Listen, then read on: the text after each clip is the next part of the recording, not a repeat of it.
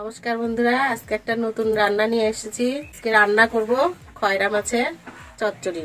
দেখো সবাই কিভাবে রান্না করছি, প্রথম থেকে শেষ পর্যন্ত দেখো। এই যে খয়রা মাছ, এখানে নিয়েছি বেগুন, আলু, পেঁপে আর কিছু কাঁঠালের আঁটি। তো রান্নাটা শুরু করা যাক।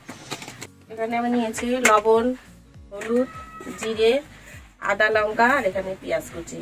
তো আমি প্রথমেই লঙ্কা, আদা, জিরে আমি একসঙ্গেই বেটে নেবো।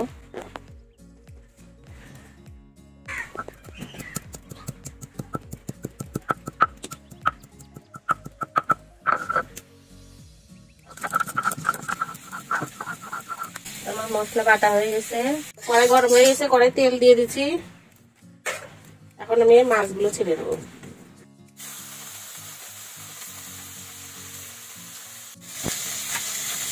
আমার মাছ একদিকে ভাজা হয়ে গেছে, আমি মাছ উল্টে দেবো।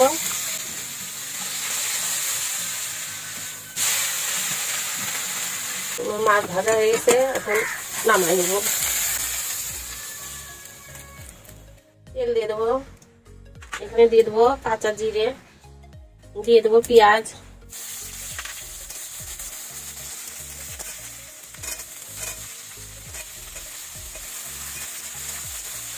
এর মধ্যে বেগুন দিয়ে দেবো, 1 চামচ লবণ, হলুদ 1 চামচ,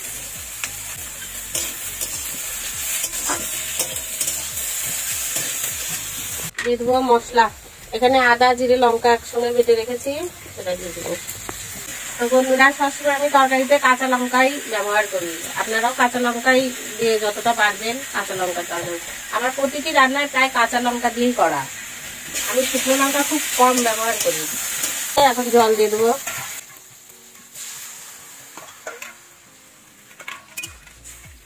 দুই মিনিট ফুটতে দেবো। তো বন্ধুরা, ঝোল ফুটে গেছে, মাছ দিয়ে দেবো। তো 2-3 মিনিটের জন্য আমি তরকারিটা ঢেকে দেবো।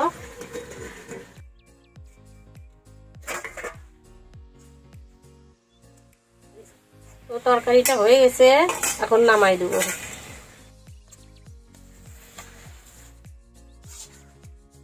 বন্ধুরা, ভিডিওটি যদি ভালো লাগে লাইক, কমেন্ট, শেয়ার করবেন আর পাশে থাকা বেল আইকন ক্লিক করবেন। নমস্কার।